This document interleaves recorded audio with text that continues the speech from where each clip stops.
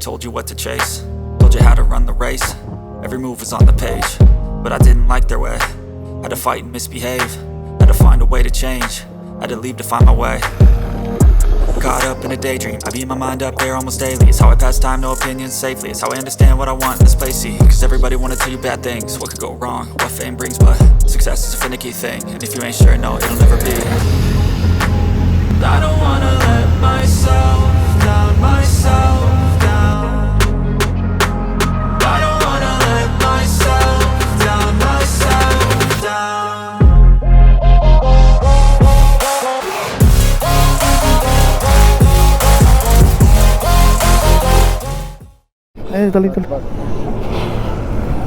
Guys, எங்களுக்கு முன்னாடி போன வண்டி கரெக்டாக என் கண்ணு முன்னாடி அடித்து தூக்கிட்டாங்க. ஐயோ, ஆள் ஸ்பாட் அவுட்டு.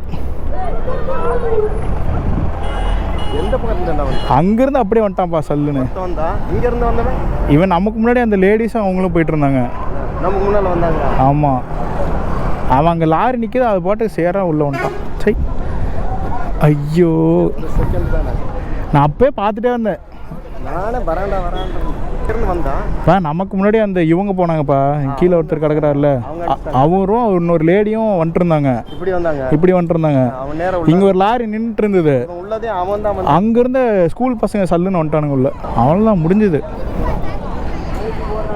ஸோ இதுதாங்க ஹெல்மெட் போடணும், அதை போடணும், இதை போடணுன்றது.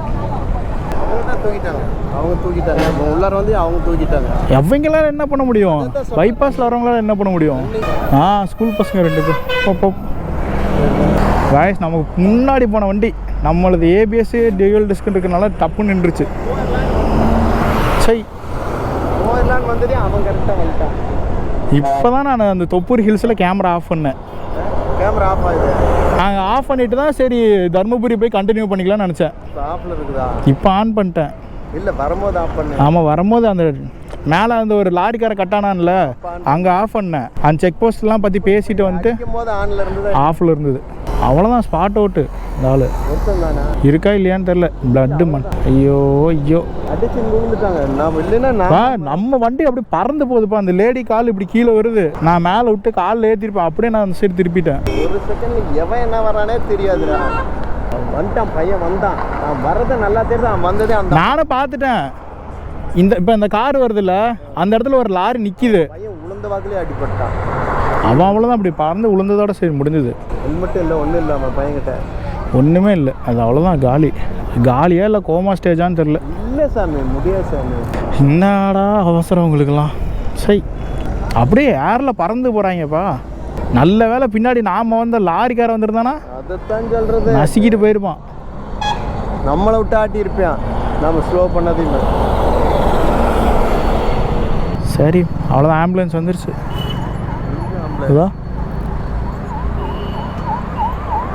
இவங்க ஹைவேஸ்காரங்க ஒருத்தர் இருந்தார். அதான் அந்த ப்ளூ ஷர்ட் எல்லோ ஷர்ட்டை போட்டிருக்காரு பாருங்க.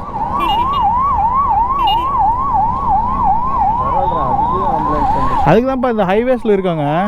அந்த இந்த ட்ரெஸ் போட்டிருக்காங்கல்ல.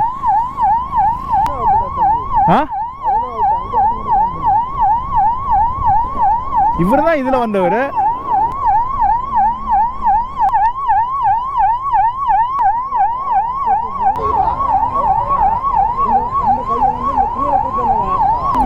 ஒன்றும் இல்லை கேஷ், அவ்வளோதான் முடிஞ்சுது. 2 பேர் அவுட்டு. நீங்கள் தான் ரொம்ப பாராட்டுற விஷயம். நீங்கள் கரெக்டாக வச்சுக்கோ. நான் கரெக்டாக பிரேக் அழுத்தலாம். அந்த லேடி கால் இப்படி வந்துருச்சு. நான் அப்படியே இப்படி கட் எடுத்து இப்படி வந்துட்டேன். நமக்கு 2 டிஸ்க் இருக்கிறனால பிரச்சனை இல்லை. வண்டி ஜம்ப் நின்றுச்சு. ஏங்க, இப்போ இந்த பஸ் வர இடத்துல லாரி என்னவோ நிற்கிது. அவன் இது பொறுமையாக பார்த்துட்டு வரணும்ல. இவங்களால ஒன்றும் பண்ண முடியாது. இவங்க நார்மலாக வர்றவங்க அவ்வளோதான். பசங்க இப்போல்லாம் ஒன்றும் சரியில்லை.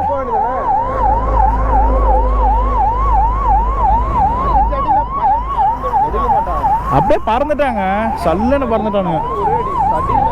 எங்க முன்னாடி அப்படியே பறந்து போறாங்க. இங்க ஜிஹெச் எடுத்துட்டு போவாங்கன்னு நினைக்கிறேன். அவங்க லேடி ஒரு ஆளு, இன்னொருத்தர் யாருன்னு தெரியல. இந்த வண்டியில வந்து சிங்கிளா வந்தவங்க. இதுல பசங்க 2 பேர் வந்தானுங்க. 2 பேரா ஒருத்தரான்னு தெரில, 2 பேரும் மாதிரி தான் தெரிஞ்சுது. எல்லாத்தையும் ஏற்றிட்டாங்க வண்டியில். நான் போலீஸே வந்துட்டாரு பாரு.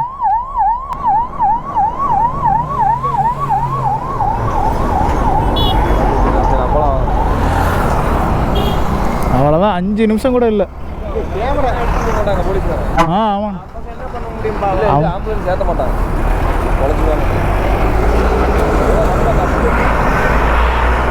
நான் கரெக்டாக உங்கள் கார் இப்படி கட் எடுத்துகிட்டு வர்றேன், நீங்கள் அந்த லாரி கார் இருக்கனால நீங்கள் ஸ்லோ பண்ணிட்டீங்களா?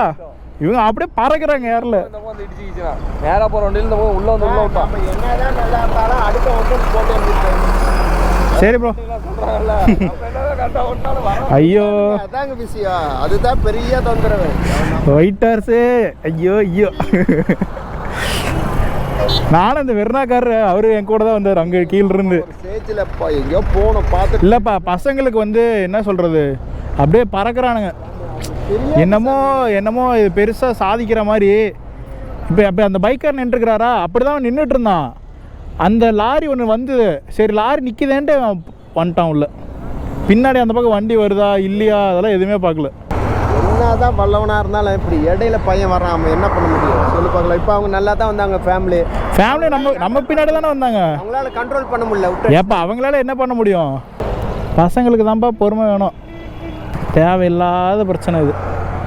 இதுக்கு தாங்க நீங்கள் வண்டி வாங்கணுன்னா வண்டிக்கு எவ்வளோ லைசன்ஸ் இருக்குது, எவ்வளோ வண்டியெல்லாம் சுக்கா போயிடுச்சு, அவ்வளோதான். சுக்கா வரும். அது என்ன ஒரு பிளாட்டினா, இவங்க வந்து ஹீரோ ஹோண்டா. சரி வாங்க போவோம். அந்த வெர்னாக்காரர் சொல்லிட்டு போகிறாரு, கைஸ் தம்பி நீங்கள் பரவாயில்ல, கரெக்டாக வண்டி ஓட்டினீங்க, கரெக்டாக வண்டி நிறுத்துனீங்க, இல்லைன்னா அவ்வளோதான் உங்களே அட்ரஸ் தூக்கியிருப்பாங்க. அவர் கரெக்டாக சொல்கிறாரு பாருங்க, தம்பி நீங்கள் கரெக்டாக ஓட்டி வண்டி நிறுத்திட்டீங்க, இல்லைன்னா உங்களே பறக்க விட்டுருப்பானுங்க. அவர் வெர்னாக்காரர் பின்னாடி நம்மளை சாத்திருப்பார்ல. நான் அப்படி கட் எடுத்துனே அவர் அங்கே போய் நின்ட்டார் கரெக்டாக. ஏறுங்க போலாமா? ஐயோ சாமி கடவுளே, எப்போ தொப்பூர் தாண்டினாலும் ஏதோ ஒரு ஆக்சிடென்ட்ரா. சை, ஒன்றா இவனுங்க ஒரு வண்டி ஓட்டுறவனுங்க எல்லாம் சொல்லணும். என்னதான் நல்லா போனா திடீர்னு வரும்போது என்ன பண்ண முடியும்? நாம் இப்படி போயிட்டுருக்கோமா, அந்த ஆள் அங்கே போயிட்டுருக்காரு, அப்படியே ஒரு லாரி நிற்கிது, அப்படியே உள்ள வந்துட்டான், அடிச்சு அப்படியே ஏரில் பறக்கிறாங்க சல்லுன்னு. நமக்கு முன்னாடி அவங்க போனாங்க, ஃபேமிலி நமக்கு முன்னாடி தான் போகிறாங்க. இங்கே அவங்க இல்லைன்னா அடுத்த அடி நமக்கு. அவங்க இன்னும் ஒரு இப்படி இருந்தா நாம அவங்க மேலே விட்டுருப்போம். ஆமாம், இப்போ அவங்க வந்து இப்படி இந்த ரோட்டில் லைனில் கிடக்குறாங்க.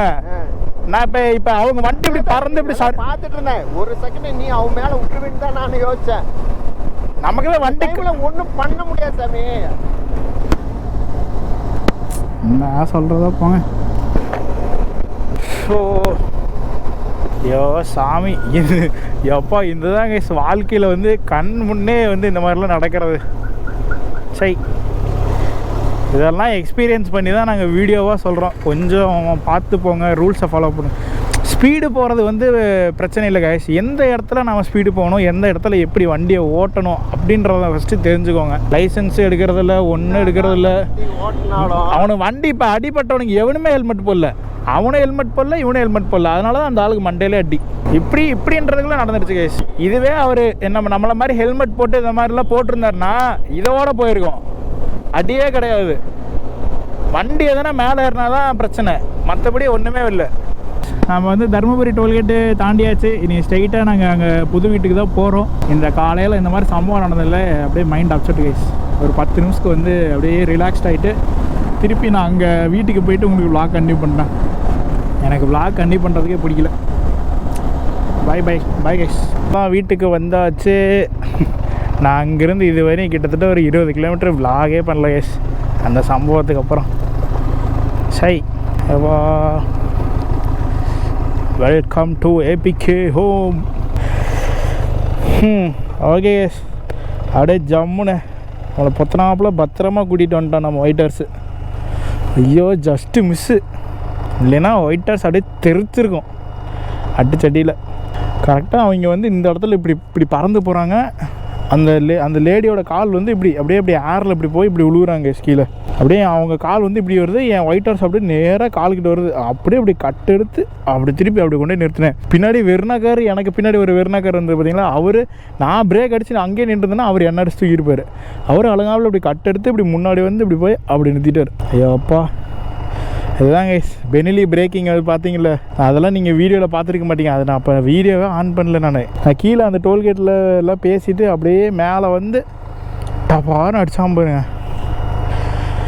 சோபா முடியல கைஸ். எப்பா எந்த கடவுளும் நம்மளை காப்பாற்றிருக்காங்க. திரௌபதி அம்மா தாயே எல்லாருக்கும் நல்ல புத்தியை கொடுங்க. என்ன சொல்கிறது கைஸ், இதுக்கு மேலே நம்மளால் எதுவும் சொல்ல முடியாது. எல்லாம் அவங்கவுங்க விதி பயன்படி நடக்க வேண்டியது. ஸோ 6157. ஸோ கிட்டத்தட்ட ஒரு 200 கிலோமீட்டர் பக்கம் வந்து கம்ப்ளீட் ஆகிட்டு. நீ அடுத்து இங்கேருந்து ஒசூர் போனோங்க ஸ்ட்ரெயிட்டாக. இன்னொரு 100 கிலோமீட்டர் போனோம். சரி, இங்கே நம்ம வீட்டில் பிரேக்ஃபாஸ்ட் முடிச்சுட்டு அப்புறம் கிளம்பிக்கலான்ட்டு ஒரு ஐடியா. Okay bye. நான் திருப்பி எல்லாம் ரிட்டர்ன் கிளம்பும்போது விளாக் கண்டிப்பாக பண்ணுறேங்க. மேபி இன்றைக்கி வந்து இது ஒரே எபிசோடாக பார்த்துருப்பீங்கன்னு நினைக்கிறேன். நாளைக்கு அது வந்து தனியாக ஒரு எபிசோடு பாருங்க. ஒசூருக்கு உள்ளே வந்தாச்சு. இன்னும் வந்து ஒரு 5-6 கிலோமீட்டர் தான் ஒசூர் மெயின் இது டச் ஆகிறதுக்கு. அவ்வளோதாங்க பக்கம் வந்தாச்சு. ஆனால் எதுக்குள்ளே போகணுன்னு தான் தெரியலையே. ஏன் ப்ரோ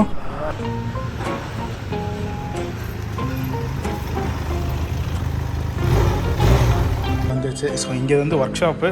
அங்கே இன்ன வரையும் நாம் அங்கே பார்த்துட்டு இருந்தது வந்து ஷிப்பிங் பண்ணுறாங்க. வேறு பைக்ஸுக்கு வந்து கிராஷ் கார்ட்ஸ்லாம் ரெடி பண்ணிருக்காரு.